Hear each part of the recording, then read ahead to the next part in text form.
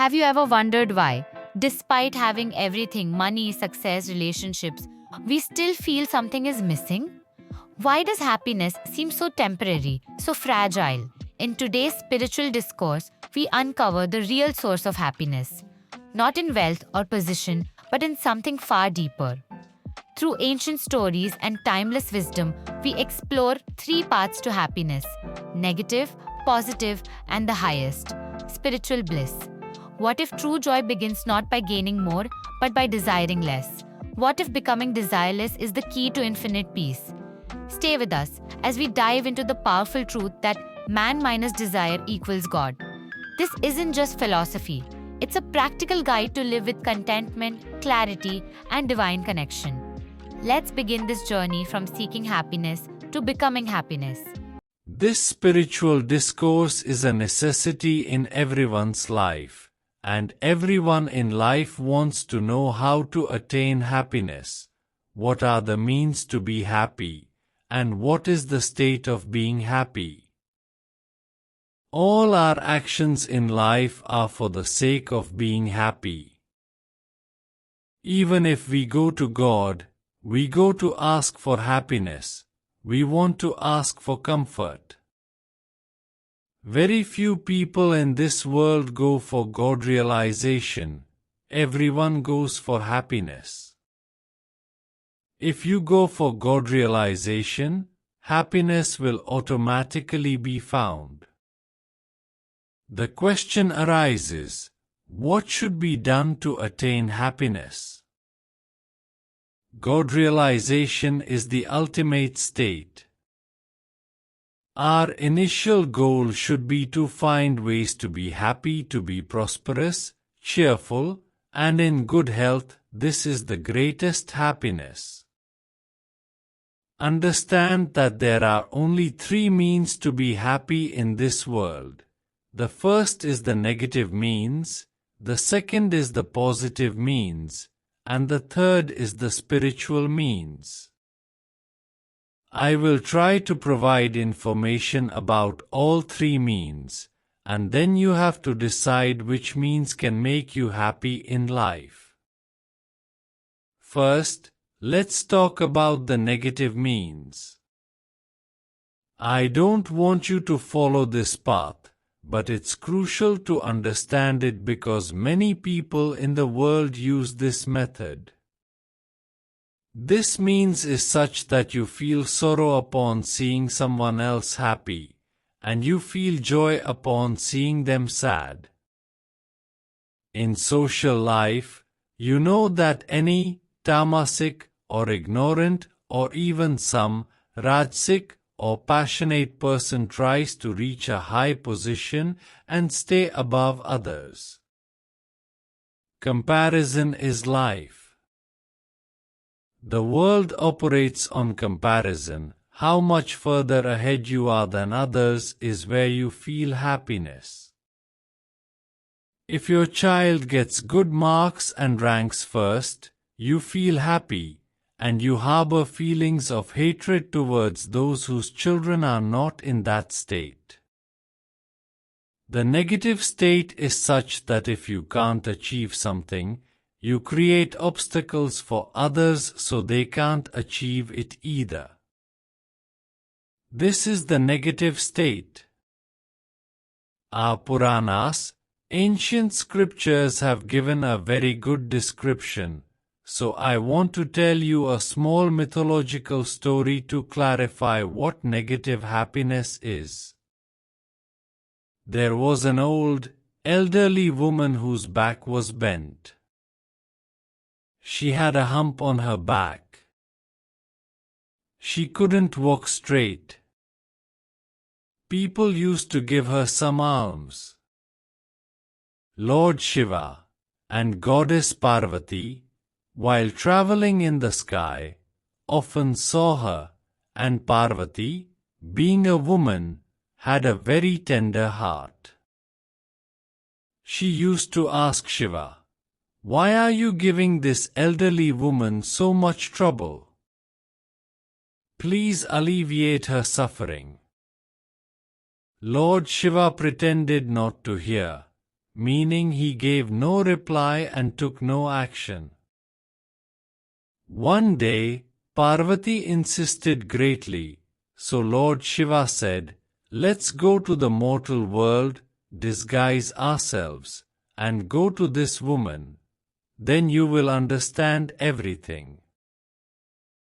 The story says that Lord Shiva and Parvati, disguised as a man and a woman, approached her and said, "Mother, we cannot bear to see your suffering.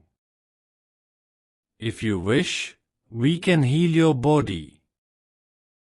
You will be very surprised to know that she replied, "There is no need to heal my body. The beggar sitting in front of me lives comfortably, eats whatever he gets happily. Give him a hump like mine too. Let him become crooked. That would make me very happy to see." The meaning of this mythological story is that we don't want to remove our own sufferings or be happy. Our happiness lies in seeing others suffer as well. You can observe many such situations around you socially.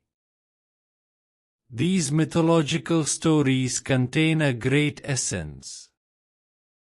They are mirrors of human life. Similarly, here's another story, also a mythological one, that I want to tell to illustrate how people hold negative ideologies. A person performs great penance for Lord Shiva.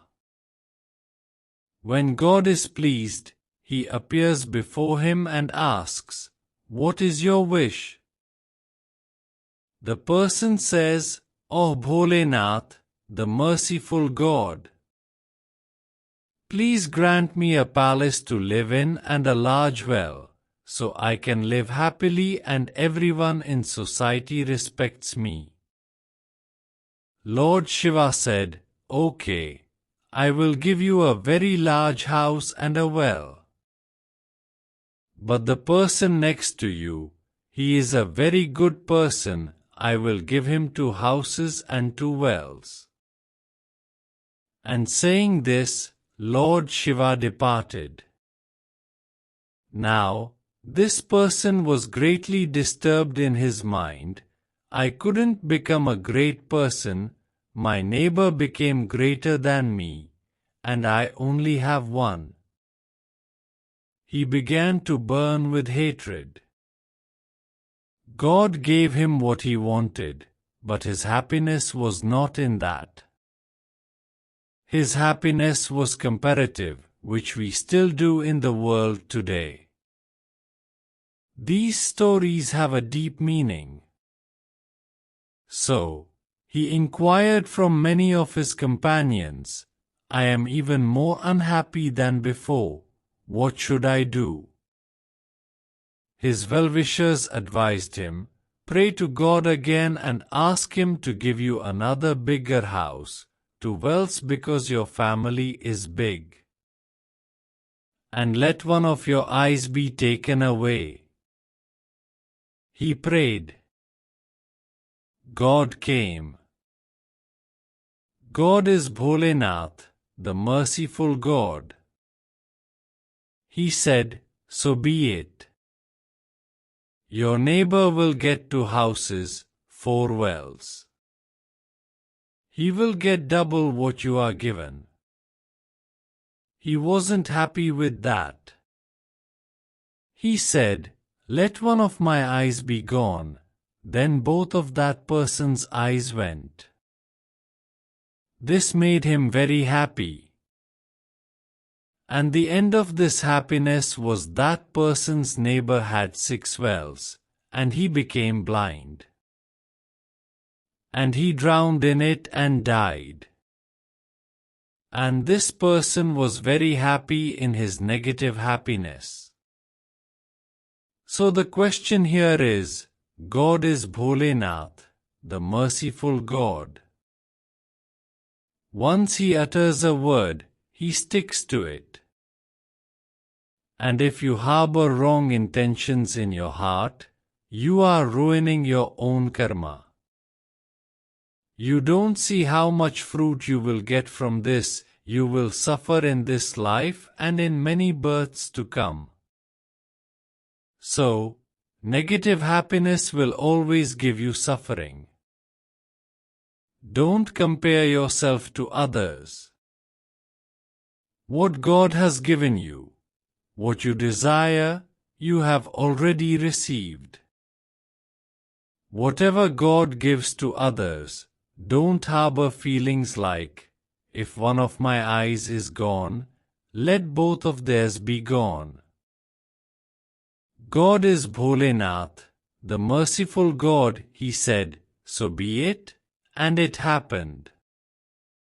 But who will bear the fruit? You will bear the fruit, won't you? So, don't do this so that you don't suffer in life. This was the negative state. You hope for material things. God gives you everything.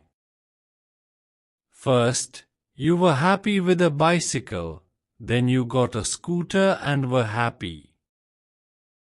Then that happiness lasted only a few days. Then you prayed to God, let me get a car, a house. God gives that too. These are the happiness of material things.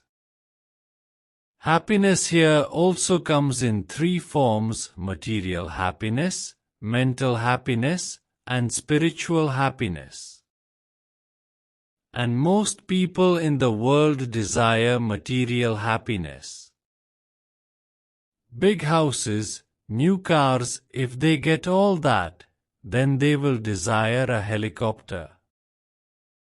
Desires have no end. As soon as one happiness is fulfilled, they won't live in peace for even a day before another desire arises. This cycle will continue, and you will never be completely happy. Some people desire mental happiness. Today they become a minister, tomorrow they want to become a chief minister. They are not happy with that either. They will want to become something else. So, a person can never be always happy with material happiness, nor can they be happy by attaining a social position. Their desires for happiness will only expand. Such a person will never be satisfied with their desires. So, if happiness is analyzed, the person who is happy in the world is the one with fewer desires. And in another way, understand it like this: the one whose desires have been fulfilled is happy. But their happiness lies in how many desires they had and how many were fulfilled. For example, someone has 100 desires, and 4 of their desires have been fulfilled. How happy are they? They are 4% happy. Consider another example: a person has had 4 desires fulfilled, and they have no other desires at all. Meaning, earlier it was 4 on top and 100 below. Now, 4 is still on top, but in place of 100, there is 0 below. They have no desires of their own. So, 4 divided by 0 will be infinite. Meaning, if you have no desires, if you are desireless, then only can you attain the greatest happiness in life. Otherwise, if your desires are more, they will not be fully fulfilled, so you will remain happy only in percentages be 4% happy or 2% happy or 10% happy. If your total desires are 0, the denominator is 0, then you are infinitely happy. That's why it is said that God is the most cheerful and happy, because He has no desires at all. So the saying is man minus desire is equal to God. If a person has no desire at all, then they are equal to God. If there is any desire in it, even the desire for liberation, that is also a desire, isn't it? If you become desireless, if you have no hope from God in your mind, then only can you experience great happiness.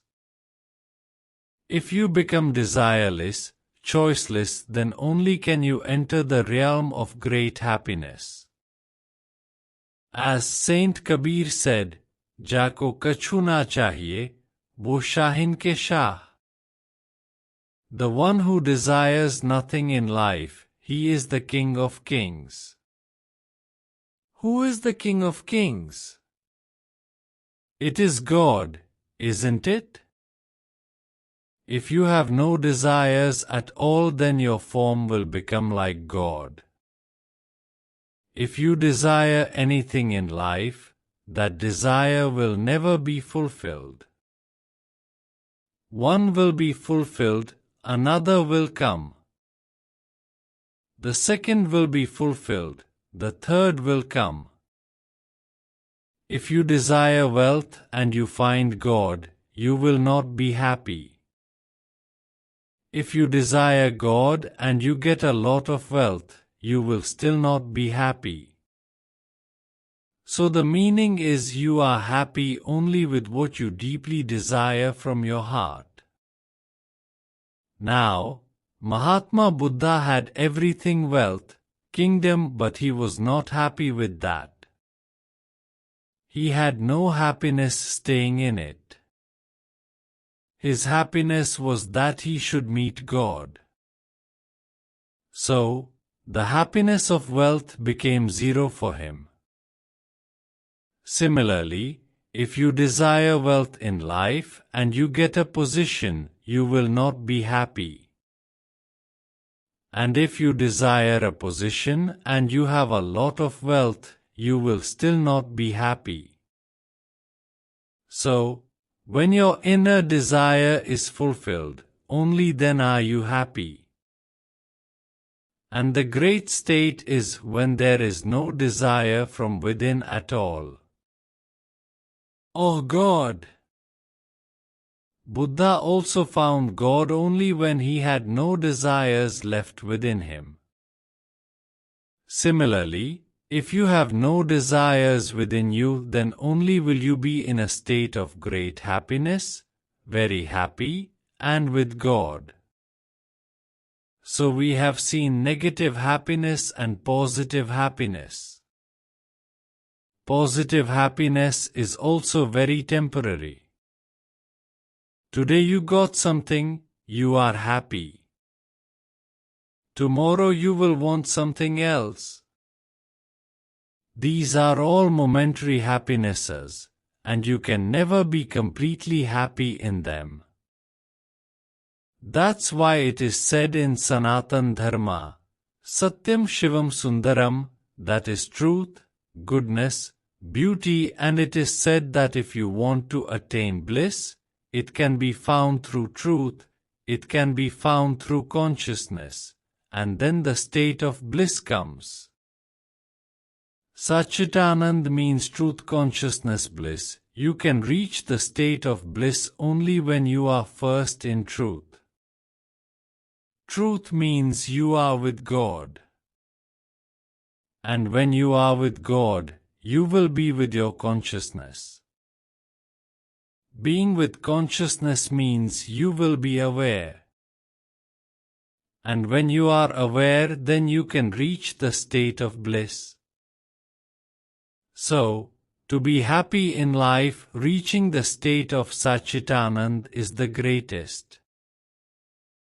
If you remain connected with God, your consciousness will develop. Your mind's desires, all your desires will end.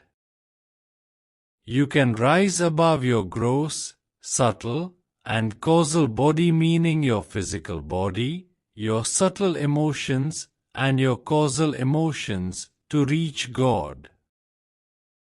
And to reach that state of bliss, which can always give you complete bliss, develop the consciousness within you. Its development can only happen when you are in the state of truth, when you are in devotion to God, when you are in love with God. So the state of truth is through it your consciousness will expand. As that consciousness expands, it will become so vast that it merges with the Mahachetna, that means super consciousness. When it merges with the super consciousness, you will experience Samadhi, a state of divine ecstasy and stillness. It will take you into a state of complete bliss. So when bliss comes into life, happiness is left far behind. You have risen above physical happiness, above mental happiness. You don't have to compare yourself with anyone. You have become sthita-prajna, means steadfast in wisdom, and are in a state of complete bliss. Anand or bliss is a state even higher than happiness and comfort. It cannot be expressed in words, it can only be felt. In all religions, bliss has been given complete importance. Guru Nanak has clearly stated, Anand bhaya meri mai, Sadguru mein paya. Bliss has come to me, my mother, for I have found the true Guru. When I have found truth, found God through the true Guru, that is the greatest bliss. Attain bliss through the true Guru, through spiritual practice, through devotion, through knowledge, or through the love of God, that is the greatest state. By attaining that infinite, your presence becomes one with the entire universe, and you become one with the universe. When you become one with the universe, what greater happiness can there be? What greater desire can there be? It is a state far above all comparison, all negative emotions. So, we should all strive to live desireless in life. If we live desireless, we will live in shunya or void or nothingness, and in that is great happiness. In Saint Kabir's words too, it is this, Jako kachu na chahiye, wo shahin ke shah. The one who desires nothing, who lives in shunya, he is the king of emperors. And when you, through your devotion, love, spiritual practice, and the grace of the true Guru reach that great state, the state of Samadhi, a state of divine ecstasy and stillness, all your sufferings are resolved, and you become one with the entire universe. So that is the great state of bliss. It is far above happiness. And we should strive in life to reach the state of Sat-Chit-Ananda and remain in it. That is the greatest state. Remaining there, you will become like God. There will be no difference between you and God, and this will be the great happiness of life.